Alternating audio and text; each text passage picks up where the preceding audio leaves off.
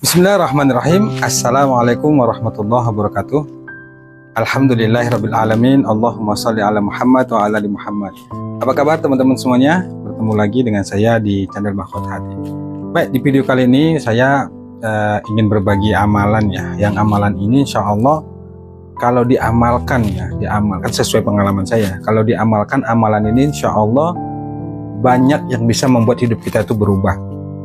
Amalan itu kan banyak ya, ada istighfar, ada sholawat, kemudian ada zikir-zikir yang lain gitu. Pokoknya amalan itu banyak. Tapi khusus di amalan ini gitu, menurut saya ya, sesuai pengalaman menurut saya ini bener-bener sangat punya pengaruh yang dahsyat terhadap diri kita. Ini saya pribadi, teman-teman nanti monggo kalau mau mengamalkannya. Dan banyak guru-guru kita, ustadz-ustadz kita juga yang menyarankan usahakan amalkan ini. Apalagi amalan ini kita amalkan ketika kita sedang mentok, sedang terdesak gitu. Kemudian kita sedang kebingungan, cemas gitu ya, ketakutan sebab dari masalah atau bisa jadi karena faktor utang gitu ya. Kita nggak ada uang, ketakutan kita nggak bisa bayar gitu. Nah, amalan ini tuh bukan cocok ya, maksudnya amalan ini sangat saya anjurkan, amalkan, kerjakan. Amalan ini sederhana dan teman-teman pastinya sudah paham dan sudah tahu deh amalan ini. Tapi sebelum nanti saya sampaikan amalan seperti apa, saya kasih pemahaman dulu ya, kasih penjelasan dulu tentang situasi bagaimana ketika kita itu bisa benar-benar bertahan, yakin ketika kondisi kita itu sedang terpuruk. Misal gini contoh, kan banyak ini yang WA ke saya itu tentang yang mengeluh, bertanya sekalian mengeluh lah gitu. Saya bilang, Pak, saya sudah mentok, saya kebingungan, nggak tahu lagi harus berbuat apa. Saya diteror hutang, saya dikasih waktu 3 hari harus bayar hutang sekian puluh juta. Kemudian kalau saya nggak bayar, rumah disita, diplang, kemudian data saya disebar dan segala macam pertanyaannya. Nah, sebenarnya ini yang mau saya sampaikan ini sudah saya sampaikan di video sebelumnya, tapi saya kasih penekanan lagi. Saya itu selalu bilang begini ya, saya kasih contoh tuh begini. Ketika Anda terjebak di masalah apapun dan Anda sudah kebingungan, nggak ngerti lagi harus berbuat apa, saya selalu bilang, ke Allah teman-teman semuanya, ke Allah dulu. Pokoknya ke Allah dulu dah, ente nggak usah mikir, ya tapi masalahnya harus selesai. Udah deh, buang dulu logika, buang dulu solusi, nggak usah. Yang penting ke Allah dulu. Saya ingat ya teman-teman, bahwa masalah itu yang hadir ke diri kita itu juga karena izin Allah. Semua yang terjadi pada diri kita itu izin Allah. Jadi tetap selalu saya ingatkan bahwa ketika Anda terjebak di masalah apapun itu, ke Allah dulu. Kalau Anda sedang nggak mampu terhadap masalah yang Anda hadapin, sebenarnya Anda ketika Anda sudah merasa nggak kuat, nggak mampu, dan Anda merasa sudah mau putus asa, bahkan sudah putus asa, saya bilang jangan paksain pikirannya ke situ. Langsung ucapkan lisan kita, hati kita, la haula wala quwata illa billah.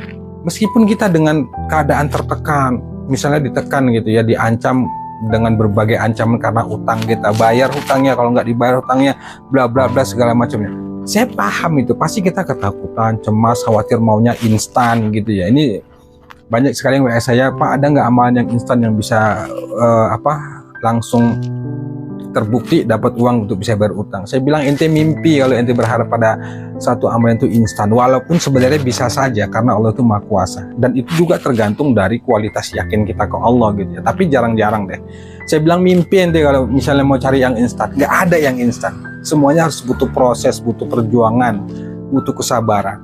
Dan saya selalu bilang, kenapa Allah belum lunasin hutang? Bisa jadi Allah tuh masih ingin lihat kita sujud, ingin lihat kita taubat, ingin kita menata diri, ingin kita supaya sabar, supaya ridho, supaya ikhlas. Dan berkali-kali saya sampaikan, saya bilang bahwa ketika Allah itu kasih ujian, kasih masalah yang menurut kita nggak mampu, pasti mampu. Itu menurut Allah pasti mampu. Berkali-kali saya sampaikan, Allah itu nggak mungkin kasih ujian itu di luar batas kemampuan kita, itu nggak mungkin. Kalau Anda dikasih ujian, itu artinya cuma Anda yang mampu menghadapi masalah itu. Saya juga belum tentu. Anda punya masalah, belum tentu masalah yang Anda hadapin saya mampu menghadapi. Dan sebaliknya, saya punya masalah, Anda juga belum tentu mampu menghadapi masalah yang saya hadapi. Jadi semua itu ukurannya sudah disesuaikan sama Allah dengan kemampuan kita masing-masing. Jadi nggak mungkin. Makanya selalu saya bilang, balik ke Allah. Allah itu ingin lihat kita tobat. Allah itu ingin memperbaiki diri kita, membenahi diri kita, ingin menata hidup kita. Cuma kadang-kadang kita berpikirnya negatif. Introspeksi diri, bos. Introspeksi diri lah. Kenapa Allah kasih kesulitan? Kenapa kita merasa kok utang-utang kita nggak lunas, justru kita makin kebingungan? Jangan menyalahkan hal apapun, salahkan diri kita. Selalu saya katakan bahwa semua itu karena dosa dan kesalahan kita, maka minta ampun sama Allah. Minta ampun sama Allah, kemudian benar-benar banyakin istighfar. Makanya tuh saya selalu sampaikan di video saya dulu tuh ya, bahkan sampai sekarang itu saya tuh lebih banyak minta ampun sama Allah, dan saya nggak mau mikirin tuh bagaimana nanti Allah ngabulin doa, bagaimana nanti prosesnya seperti apa, kapan, dari mana. Saya nggak mau pikirin itu. Berkali-kali saya sampaikan bahwa tugas kita itu hanya meyakini. Amalkan. Kalau Anda sedang riyadhah sholawat, riyadhah istighfar, sudah kerjakan saja. Yakin. Tanda orang yakin itu salah satunya, ini pahami ya, tanda orang yakin itu dengan Allah, dia nggak bertanya, nggak memikirkan kapan doanya terkabul, dari mana jalannya, karena dia paham bahwa itu bukan ranah dia, bahwa itu bukan tugas dia untuk memikirkan dari mana caranya. Dia memahami bahwa tugasnya itu hanya meminta, memohon, berikhtiar, melakukan yang terbaik, selebihnya urusan Allah. Nah, kalaupun Anda sudah mengamalkan semua itu, misalnya Anda sudah riyadhah istighfar, sholawat, dan ibadah-ibadah yang lain, dan Anda merasa sudah mengamalkannya secara maksimal, kok belum juga ada keajaiban, kok juga belum ada pertolongan Allah, sabar bos, sabar. Saya selalu bilang, kita itu nggak bisa maksa harus sesuai dengan keinginan kita. Cek lagi diri kita. Bukan berarti Allah nggak ngabulin, bukan berarti Allah nggak mau lunasin hutang kita. Bukan nggak mau, bisa jadi kita kurang pantas, bisa jadi kita kurang ikhlas dalam mengamalkan, bisa jadi kalau Allah lunasin hutang kita tuh kita nggak sholawat lagi, kita nggak istighfar lagi, kita nggak tahajud lagi, dan kita nggak mau melakukan ibadah-ibadah apapun yang lainnya. Nggak begitu maunya Allah. Dan saya bilang, dan sampai saat ini saya berusaha belajar bahwa untuk tidak menuruti apa kemauan saya, tapi saya menurutin apa kemauannya Allah. Artinya ya sudah, saya menjalani aja hidup ini, apapun yang terjadi dalam hidup saya itu ya sudah, saya jalani, saya nikmati, saya syukurin bahwa semua yang terjadi pada diri saya itu adalah kebaikan dari Allah, yang semua itu ada rahasia, ada petunjuk, ada pembelajaran yang diberikan Allah kepada saya, sehingga saya itu introspeksi diri, memahami apa ya maksud Allah ya, apa ya, sehingga harus banyak istighfar, harus banyak merenung. Jadi bukan serta-merta menyalahkan dari luar. Jangan teman-teman semuanya. Kan banyak yang saya ditipu Ustadz bla bla bla segala macam, gimana caranya supaya mereka ikhlas, supaya mereka membalikan uang dan segala macamnya. Jangan, saya katakan jangan. Udah deh, balik ke Allah, serahkan ke Allah, tanya diri kita bahwa semua itu real menurut saya karena dosa kita. Minta ampun. Nah, baik teman-teman semuanya. Nah, sekarang saya ingin balik ke materi awal tentang amalan tadi.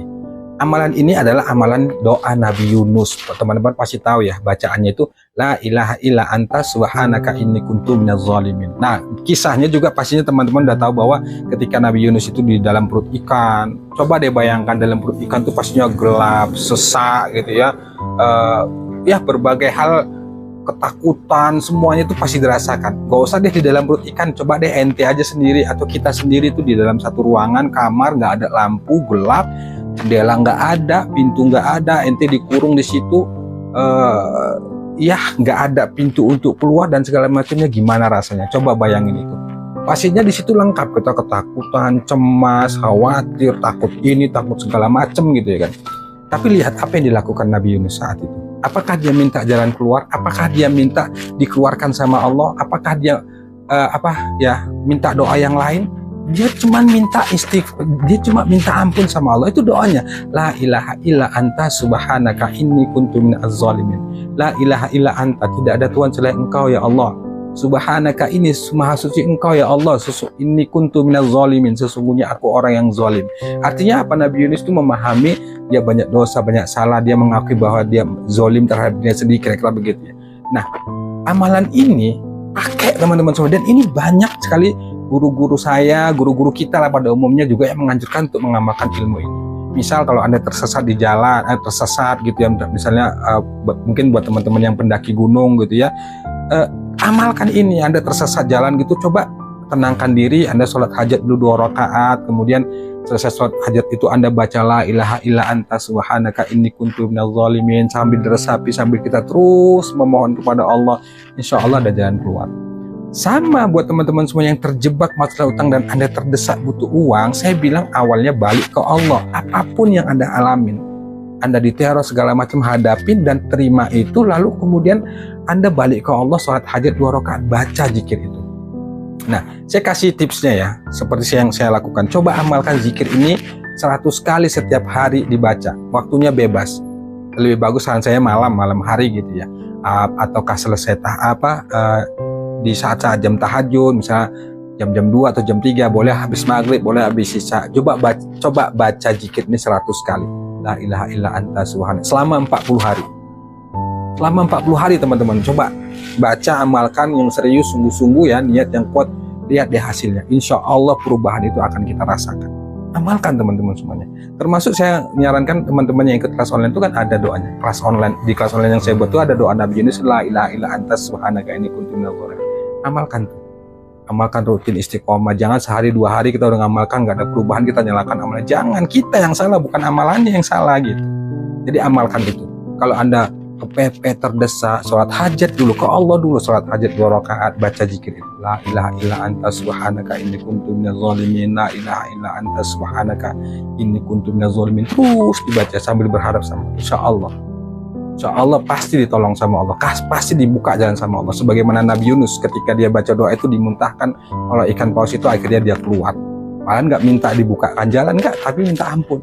Cek teman-teman semuanya diri kita, cek batin kita, cek pikiran kita, introspeksi. Dosa kita ini banyak gitu. Jadi kalau kita merasa hidup kita tuh sulit, susah, ya salahkan diri kita. Udah deh, jangan menyalahkan kita ditipu segala macam. Sudah, semua itu sudah takdir Allah, walaupun prosesnya tetap ada, sebab itu udah balikkan ke diri. Lebih bagus kita introspeksi diri, taubat sama Allah, minta ampun sama Allah, ikhlaskan semuanya meski berat, pelan-pelan.